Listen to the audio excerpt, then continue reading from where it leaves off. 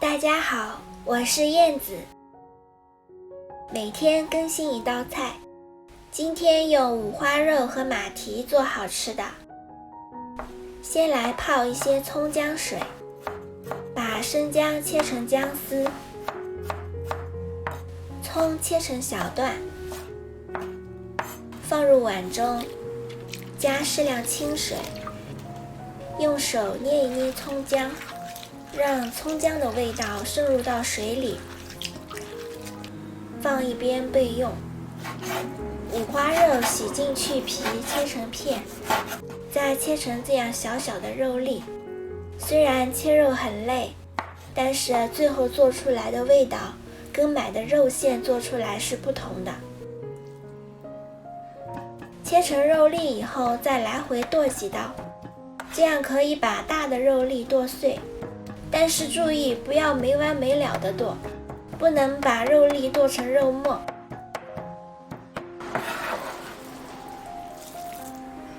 马蹄去皮切成片，再剁成小碎丁，像这样剁碎一点，和肉粒装在一个大碗中，加入蛋清，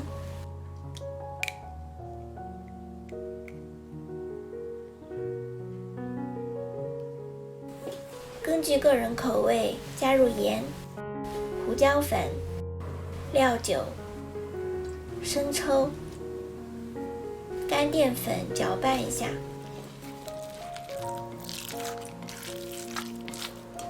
然后加入葱姜水，一直朝着一个方向搅拌至肉上劲，像这样一坨一坨都粘在一起就行了。准备一些淀粉水，先沾一些淀粉水，然后用沾了淀粉水的手攥肉圆，像这样来回团几下，做成一个手掌大的大肉圆。锅中加入足量的水，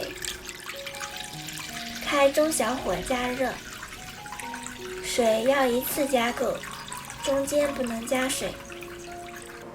把肉圆一个一个的放入温水中，一定要温水哦，不要热水，也不要凉水，不然肉圆不能浮起来，底下就不圆了。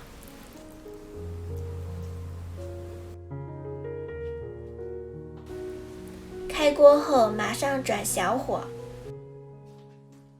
开大火的话，肉圆就煮散了。然后把表面的浮沫都捞出去，在每个狮子头表面盖上青菜叶，再盖上锅盖煮1小时。1小时后，在汤里加入适量盐调味，然后再盖上锅盖继续煮30分钟。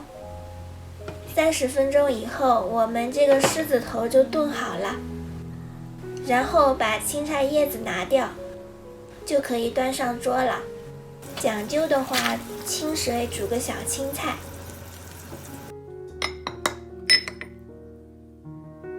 放上青菜装饰，再盛入汤，表面可以放点红色的点缀，比如枸杞。经过1个半小时的炖煮，汤很清，而且又非常鲜美，